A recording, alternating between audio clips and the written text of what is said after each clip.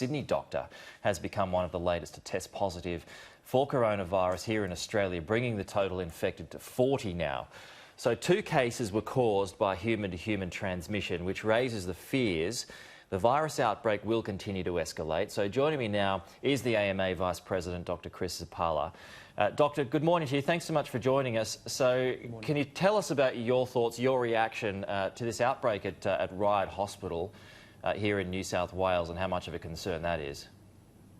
Well, obviously we're all still hoping that the impact of coronavirus is going to be low and very manageable, but clearly cases need to be identified early and the contact tracing undertaken very quickly so that we can work out where cases appear to have sprung up in the community without direct links to those known hotspots overseas, that we can work out where it perhaps has come from, and importantly, and particularly in the case of a healthcare worker, where the likelihood is, or the possibility that they might have passed that on to other people, so that they can be vigilant, and if symptoms develop, obviously get immediately tested and immediately quarantined. Because remember, isolation of these cases and quick action is the best way of us keeping this all under wraps as much as possible. But the horse may have bolted now.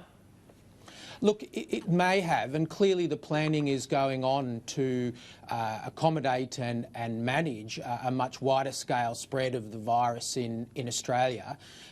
But the secret to minimising that are those simple measures that we've been talking about for some time now. So the personal hygiene measures, and if you're sick, getting tested and appropriately isolated as quickly as possible. Well, I mean, here's the issue though, isn't it, Doctor? You've got someone like the New South Wales Health Minister who yesterday said that we shouldn't be shaking hands, and then you've had the Federal Health Minister yesterday saying no, well, there's no need to panic. You can shake hands if you like. So what is the answer there? What would you be doing, particularly when it comes to greetings? Yeah, look, I think that's a really good question. There's a few points we need to remember here, and that is that at this point in time, the overall number of cases in Australia is quite low, and there's been no observed transmission of virus while people are asymptomatic.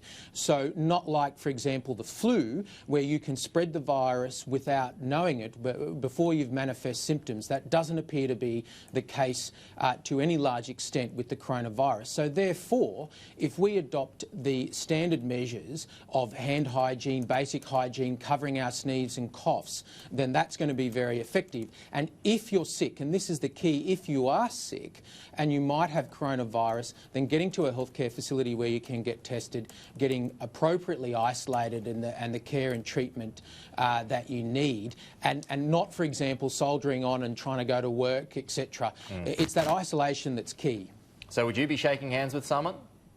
Look, I think in our normal lives, if we're interacting with the normal people that we go about business and life with, and they're well, then all of those basic courtesies and human interactions can occur as normal. Clearly, if someone's unwell, then that's a different scenario, and they need help and support and appropriate testing and guidance from there. You did just mention the flu, and is that the next problem that could well be occurring?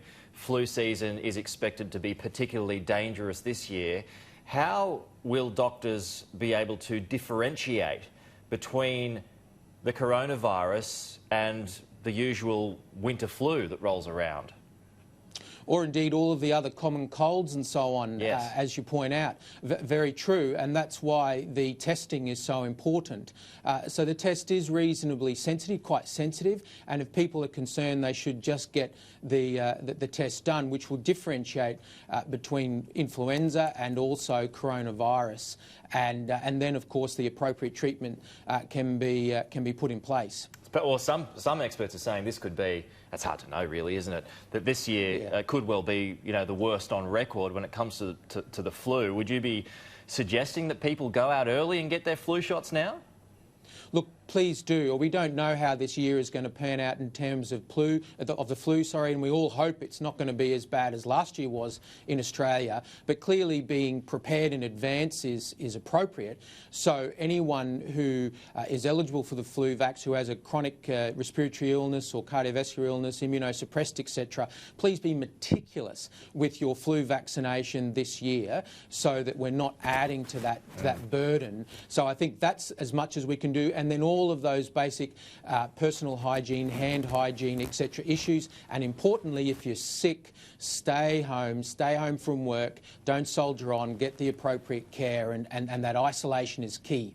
And what about medical staff at hospitals now following this doctor yesterday? I mean, I'm sure they're going to have to be even more vigilant now with their own protective equipment because I guess it stands to reason that the doctor may well not have been using proper protective equipment.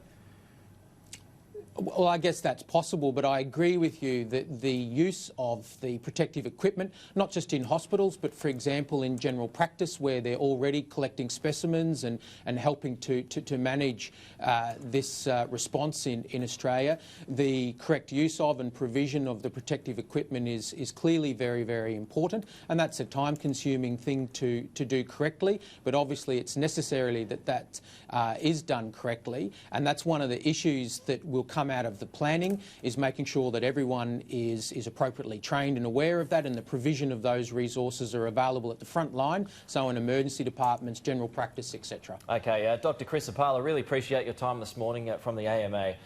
Dr. Chris, thank you. Good morning.